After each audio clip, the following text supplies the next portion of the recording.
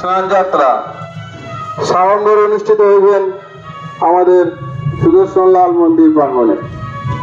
আপনারা আসবেন, জগন্নাথ দেবের স্নানযাত্রা দর্শন করবেন এবং প্রসাদ গ্রহণ করবেন। আপনাদের সকলকে প্রসাদের নিমন্ত্রণ রইল সুদর্শন লাল মন্দিরে। জয় জয় জয় গুরু জয় সুদর্শন লাল।